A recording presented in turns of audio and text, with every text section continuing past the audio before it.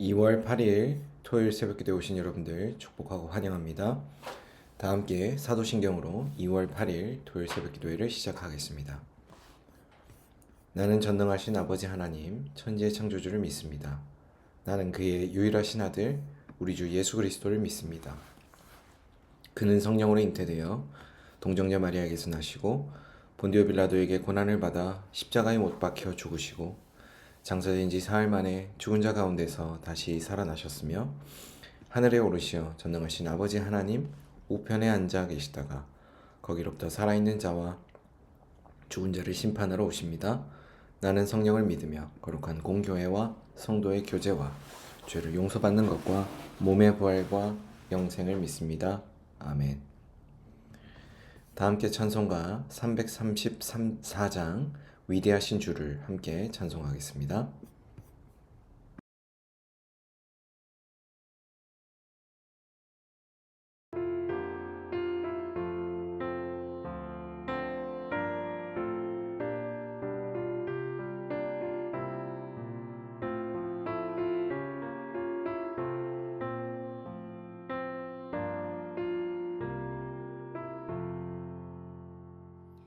위대하신 주를 나 기억하겠네.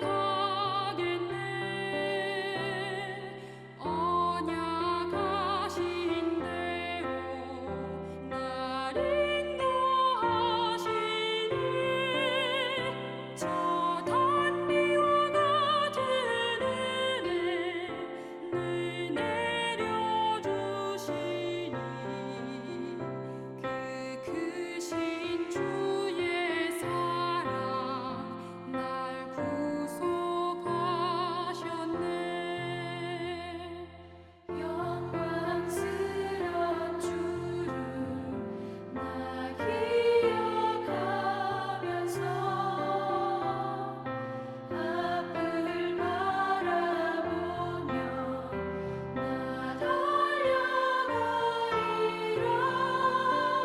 주 우리와 함께하며 늘 동행하시니 성령의 능력으로 섬기게 하소서.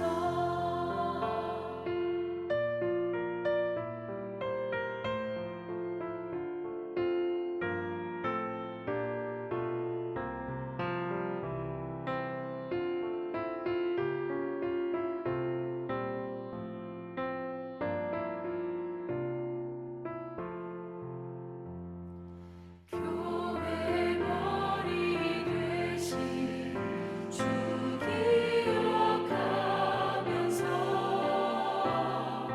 힘과 무기 모두 나 주께 바치네.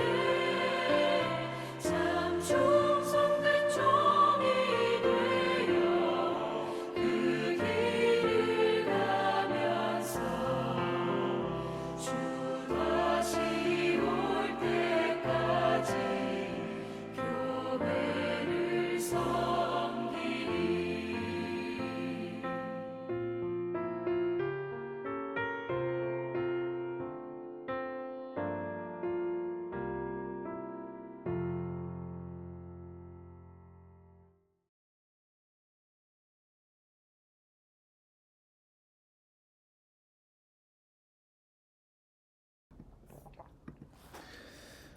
이 시간에는 공동의 기도 제목을 위해서 함께 기도하겠습니다.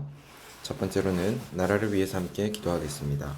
나라를 위해서 함께 기도할 때에는 우리나라의 교회와 교회 지도자들을 위해서 함께 기도하겠습니다.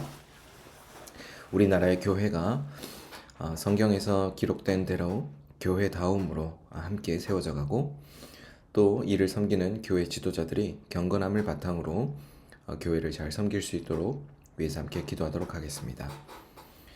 두 번째로는 국내외 선교를 위해서 함께 기도하겠습니다. 국내외 선교를 위해서 함께 기도할 때에는 삼송 지역에 있는 교회들을 위해서 함께 기도하겠습니다. 삼송 지역에 있는 교회들이 지역 복음화에 힘쓰고 함께 연합함으로 주의 몸된 교회를 잘 세워가는 교회들 될 수 있도록 위해서 함께 기도하겠습니다. 세 번째로는 삼성 동안교회를 위해서 함께 기도하겠습니다. 삼성 동안교회를 위해서 함께 기도할 때에는 우리 교회의 다섯 번째 핵심 가치인 재생산 운동을 위해서 함께 기도하겠습니다. 우리 교회가 그리스도인과 예수님의 제자와 또 교회와 또 선교사들을 끊임없이 재생산해 가며 물적으로 인적으로 필요한 모든 자원들을 함께 재생산해 가는 열매 맺는 교회가 될 수 있도록 위해서 함께 기도하도록 하겠습니다. 네 번째로는 교우 가정을 위해서 함께 기도하겠습니다. 교우 가정을 위해서 함께 기도할 때에는 이승필 교우 가정을 위해서 함께 기도하겠습니다. 이승필 교우 가정을 위해서 함께 기도할 때 이 가정이 하나님 나라의 풍성함을 함께 경험해 가며 아름다운 하나님 나라로 굳건하게 세워져가는 그런 가정들 뿐만 아니라 주님께서 모든 영육간의 필요를 풍성히 채우시는 은혜가 함께하도록 또 위해서 함께 기도하겠습니다. 다섯 번째로는 새벽기도회를 위해서 함께 기도하겠습니다. 계속해서 온라인으로 진행되고 있는 새벽기도회 가운데 방송상의 차질 없이 잘 진행될 수 있도록 위해서 기도해 주시고 우리가 이 새벽기도를 통해서 주님과의 친밀한 사귐이 있는 그런 새벽기도회 될 수 있도록 위해서 함께 기도하겠습니다.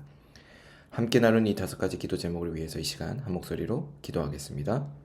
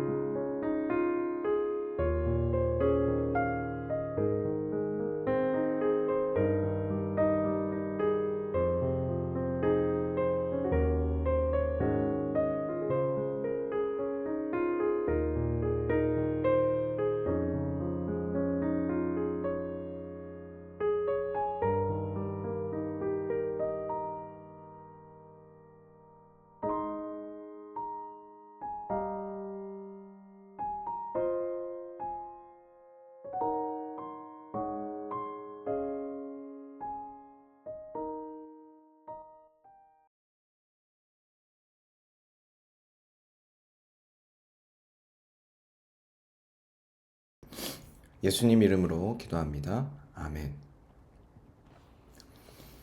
오늘 하나님께서 우리 모두에게 주신 말씀은 여호수아 24장 19절에서 33절까지의 말씀입니다. 여호수아 24장 19절에서 33절까지의 말씀을 한 절씩 교독한 이후에 말씀의 은혜를 나누도록 하겠습니다.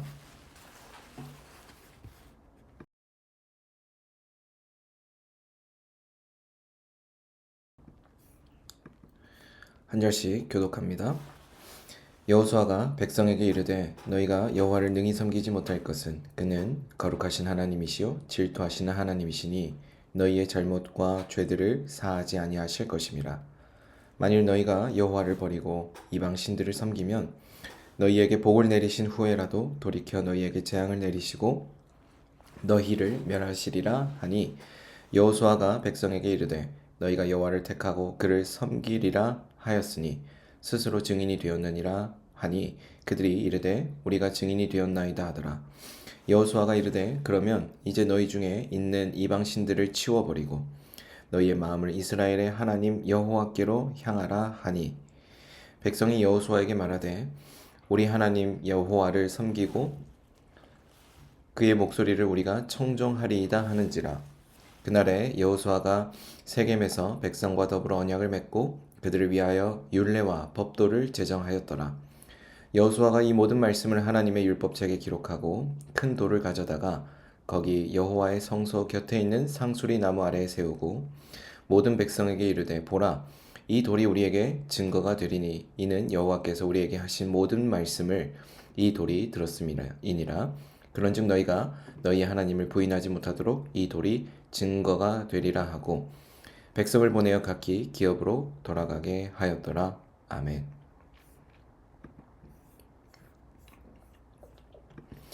오늘 우리가 함께 읽은 이 여호수아 24장의 말씀은 앞전 시간에도 살펴보았던 것처럼 여호수아가 이스라엘의 역사를 회고하면서 백성들에게 권고한 내용이 이어지고 있습니다. 그는 하나님은 다른 신을 섬기던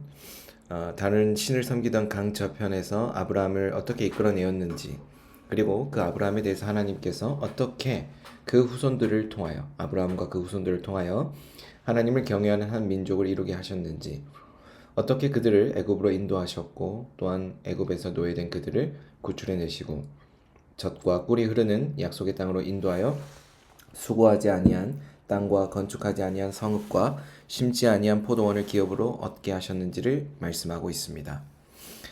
이처럼 이스라엘의 역사는 하나님께서 자기 백성들을 위하여 행하신 능하신 일들을 계시해주고 있고 또한 자기 백성들에게 베푸신 은혜들을 계시하고 있습니다.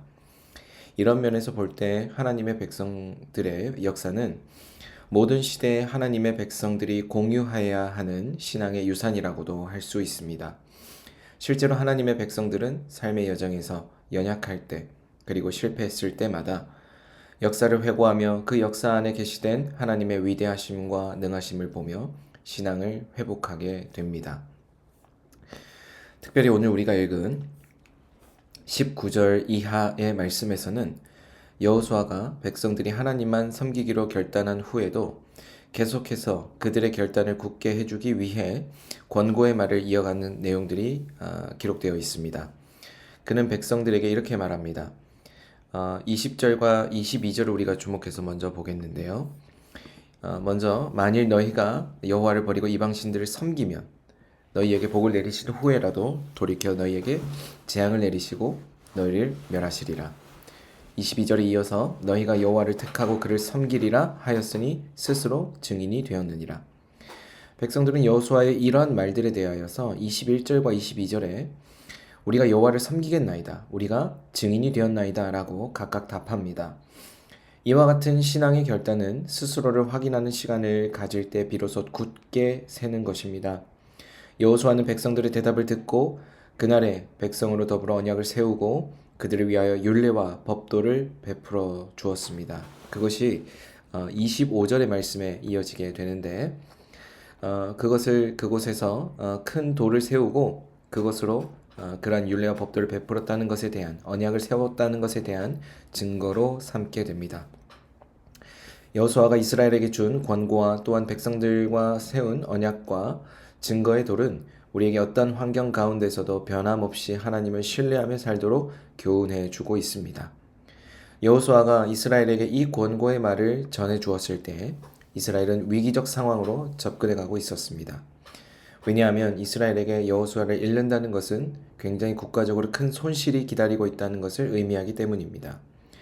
이스라엘에게 여호수아는 삶의 이정표였습니다. 그러므로 여호수아가 그들 곁에 있을 때 그들은 그들의 결정에 따라 행하기만 하면 되었습니다. 그러나 이제 여호수아가 그들의 곁을 떠나지 않으면 안 되었고 그들에게는 굉장히 충격적인 일이었겠지만 그러나 신앙의 위기를 초래할 수 있는 이러한 일들은 그들의 앞날에 기다리고 있었던 것이 자명해 보였습니다. 여호수아는 자신이 죽은 후 백성들 가운데 이런 혼란이 올 것을 예상하고 그 혼란으로부터 슬기롭게 벗어나기 위해 권고의 말을 준 것입니다. 따라서 여호수아의 권고는 하나님의 백성들이 삶의 여정에서 위기를 만났을 때 변함없이 하나님을 섬기며 살도록 이끌어주는 영적 원리를 가르쳐주고 있습니다.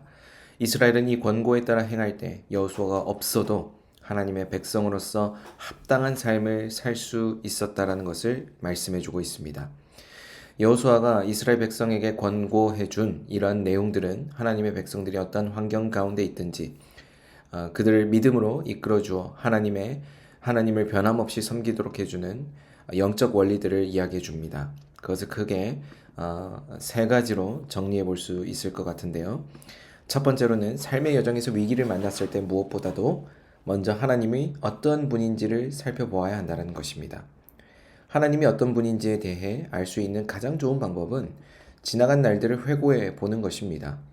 가깝게는 자신의 지나간 삶을 돌아보고 멀리는 성경을 통하여 하나님의 백성들의 역사를 돌아보는 것입니다. 어떻게 하나님을 믿게 되었는지, 그리고 어떻게 오늘에 이르기까지 신앙을 지킬 수 있었는지, 위기의 순간마다 어떻게 구원을 받았는지, 이러한 질문들을 가지고 자신들의 삶을 돌아볼 수 있고 또한 하나님의 백성들의 역사를 돌아볼 수 있을 것입니다. 이렇게 할 때 우리는 적어도 두 가지 사실을 알게 됩니다. 하나는 우리가 믿는 하나님은 살아계셔서 우리를 구원해 주시는 구원의 하나님이라는 사실이고 다른 하나는 우리가 여기까지 온 것은 바로 하나님의 은혜였다라는 사실입니다. 이 같은 사실을 깨달을 때 환경으로 인해 희미해진 하나님에 대한 신앙의 고백을 새롭게 할 수 있는 것입니다. 두 번째로 이 고백을 가진 후에 그러면 우리는 어떻게 살아야 하는가라는 질문을 함께 던져보는데 만일 우리가 하나님을 유일하신 하나님으로 구원의 하나님으로 고백한다면 우리는 이 고백에 합당한 삶을 살아야만 합니다. 만일 우리가 고백에 합당한 삶을 살 것을 결단한다면 우리는 더욱 믿음에 굳게 설 수 있겠지만 그렇게 하지 못할 때 깊은 영적 침체 가운데 빠질 것입니다. 그러므로 영적 생활에서 결단이 요청될 때 결단하지 못하는 것은 삶을 지치게 하고 낭비하는 것입니다. 야고보는 이런 사람에 대해 바람에 밀려 요동하는 물결 같은 사람에 비유했고 또한 이런 사람들은 주님께 기도 응답을 기대할 수 없다라고도 말씀하고 있습니다. 세 번째로 우리가 살펴볼 수 있는 영적 원리는 우리가 고백에 합당한 삶을 살 것을 결단했다면 마지막으로 해야 할 또 한 가지 일이 있는데 우리 가운데 이방신을 제거해 버리는 것입니다. 23절을 함께 보겠습니다. 23절에 하나님만을 섬기기로 결단한 이스라엘에게 23절과 같은 권고가 주어집니다. 두 주인을 섬길 수 없다라는 점. 이를 사랑하면 그 이방신을 사랑하면 우리는 하나님을 자연스럽게 멀리하게 됩니다. 그래서 우리가 하나님만을 섬기며 살기로 결단했다면 반드시 우리는 우리 가운데 있는 이방신들이 제거되어야 합니다. 이것이 우상이라고도 표현해 볼 수 있겠는데 우리는 이렇게 함으로써 영적으로 온전함에 이를 수 있다는 것을 함께 또한 살펴보게 되지요. 해서 이 24장 19절 이하 특히 28절까지의 말씀을 통해서 우리가 살펴볼 수 있는 이 세 가지 영적 원리들은 하나님께서 그들에게 이스라엘 백성들에게 하나님만을 섬기기로 결단한 이후에 그들의 결단이 굳게 되어서 어떻게 하면 하나님의 백성을 더욱더 견고하게 세워져 갈 수 있는가에 대한 말씀을 우리에게 이스라엘 백성들에게 먼저 1차적으로 전해질 뿐만 아니라 우리에게도 하나님의 백성으로서 우리가 어떻게 살아갈 수 있는가를 함께 도전해주고 있습니다. 사랑하는 여러분, 우리가 하나님 나라의 백성으로 살기로 결단했다면 먼저 첫 번째로는 우리가 지금까지 하나님의 은혜로 이곳에 이르렀다는 것을 기억하고 우리가 앞으로 어떻게 살아갈지에 대해서 고민하며 그리고 그 고민에 합당한 삶을 살기로 결단하고 나아가서 우상을 제거하시는 저와 여러분들 되시기를 주의 이름으로 축복합니다. 또한 29절 이하의 말씀을 보게 되면 29절에 이 일 후에라고 시작됩니다. 여호수아가 백성들에게 마지막 권고의 말을 준 이후를 뜻할 것입니다. 그러므로 이 일 후에 여호수아가 죽었다는 것은 이스라엘 지도자로서 백성들을 위하여 마지막까지 자신의 소임을 다했다라는 것을 뜻합니다. 특히 여호수아를 부를 때 여호와의 종이라고 부릅니다. 그는 혈육으로는 눈의 아들입니다. 그러나 그를 부를 때는 여호와의 종, 눈의 아들 여호수아 이렇게 호칭합니다. 그것은 그가 혈육에 의해 태어난 한 사람으로 규정되기보다 하나님께 부르심을 받은 사람으로 규정되고 있다는 것을 뜻합니다.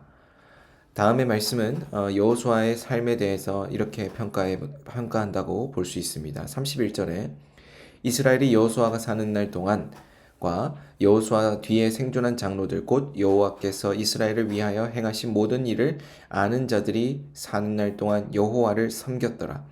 이 말은 여호수아로 인하여 이스라엘이 경건하게 살았다는 것을 의미합니다. 이처럼 한 사람으로 인하여 한 민족이 하나님을 경외하며 살 수 있다는 것은 모든 시대의 하나님의 백성들에게 도전이 됩니다. 하나님의 백성들 가운데 대부분이 신앙을 지키지 못하고 나약한 삶을 살아갑니다. 그런데 자신뿐만 아니라 한 공동체를 경건한 삶으로 이끌어줄 수 있는 사람이 있다는 것은 굉장히 놀라운 축복이 될 것입니다. 그런데 여러분 그것 아십니까? 저와 여러분들 바로 그와 같은 존재로 부르셨습니다. 이스라엘은 여호수아를 세겜에 장사합니다. 그 땅은 야곱이 세겜으로부터 금 100개를 주고 산 땅으로 요셉 지파의 기업에 속한 땅입니다. 여호수아에 이어 제사장 엘르아살도 죽고 그는 에브라임 산지에 묻힙니다. 이로써 이스라엘의 한 시대는 가고 또 다른 시대를 맞게 되었습니다. 이렇듯 세대를 거듭하여서 신앙적인 위기와 또 격동기와 과도기는 끊임없이 한 공동체와 개인에게 찾아옵니다. 그런데 그때 여러분들의 선택과 여러분들의 삶의 모양은 어떠한 방식으로 세워지고 함께 확정되어 가고 있습니까? 하나님께서 우리를 하나님 나라 백성으로 부르셔서 그 백성답게 살아가도록 우리를 세워가시는 그 일에 신실하게 임하신다는 분임을 우리가 깨닫고 알게 되었다고 한다면 우리는 한편으로 그분을 신뢰하며 그분이 우리를 부르신 그 이유에 대해서 함께 고민하며 또한 그분이 우리를 어떻게 이끌어 가실지에 대한 기대를 가지고 살아가야 될 줄로 믿습니다. 오늘 이 말씀에서 보면은 지울 수 없는 한 가지 증거로서의 돌을 이야기합니다. 바로 그 돌이 이 이스라엘 백성들과 하나님 사이에 돌이 되어 바로 그들이 언약 백성이 되었음을 뜻하는 확증하는 그러한 결정적인 증거로 작용하게 될 것이라는 27절의 말씀이 우리가 읽은 말씀 가운데 주어졌습니다. 하나님께서 그 돌을 세우시고 다시는 부인하지 못하도록 그 돌이 증거가 되겠다고 말씀하시는데 함께 이 돌이라고 하는 단어를 볼 때 물리적으로 그냥 단순히 돌이겠지만 하나님은 그 언약에 대한 증거로서 이 돌을 삼으셨다라고 하는 것이 우리가 더 깊이 들여다봐야 될 내용입니다. 하나님께서 어떤 물질적인 것들을 신격화하는 것, 신성시하는 것에 대해서 굉장히 경계하시는 분입니다. 왜냐하면 그것이 하나님의 노릇을 하나님 노릇하는 것을 대체할 수 있는 어떤 그런 존재로 자리매김할 수 있기 때문입니다. 그 돌이라고 하는 존재, 그것이 신격화되어서 신성시되어서 오늘 하나님께서 이스라엘 백성들에게 그 무엇보다 신성시되어야 되지만 그 지위를 차지하는 것으로서의 돌이 그 지위를 위협하고 하나님의 위치에 서게 되는 것을 의도하기 위해 이 돌을 증거로 삼으신 것이 결코 아닐 것입니다. 돌이라고 하는 것은 마침 기능적으로 볼 때 하나의 증거가 된다라고 분명히 이야기합니다. 돌이 어떤 한 증거가 된다라고 할 때 우리는 한편으로는 모퉁이 돌 되시는 예수 그리스도를 떠올려 보게 됩니다.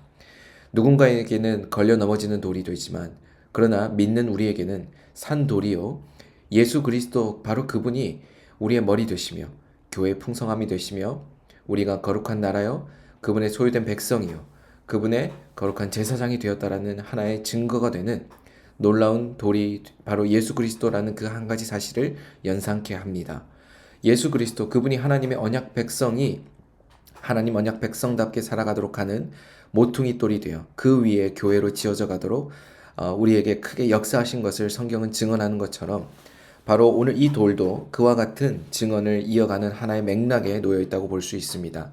즉 다시 말하면 예수 그리스도를 통하여 우리가 거룩한 나라요 그분의 소유된 백성이요 그분의 왕 같은 제사장이 되었다라는 사실을 알게 되는 것처럼 바로 이 돌은 하나님 나라 백성으로서 부름받아 그 백성으로서 그 백성답게 살아가도록 부르신 하나님의 부르심이 그들 가운데 주어졌다는 것을 깨닫게 되는 증거가 된다는 것입니다.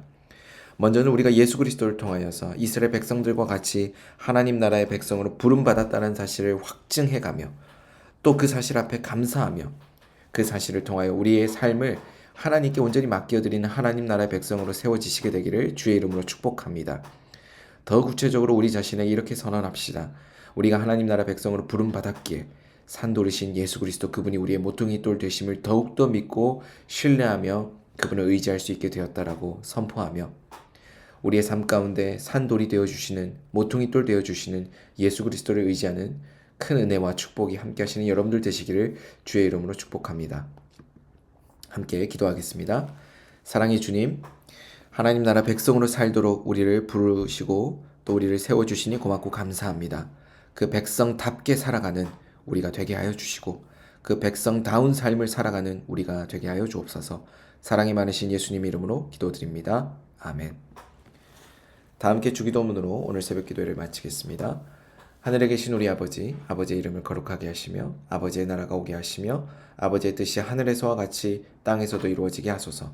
오늘 우리에게 일용할 양식을 주시고 우리가 우리에게 잘못한 사람을 용서하여 준 것 같이 우리 죄를 용서하여 주시고 우리를 시험에 빠지지 않게 하시고 악에서 구하소서. 나라와 권능과 영광이 영원히 아버지의 것입니다. 아멘.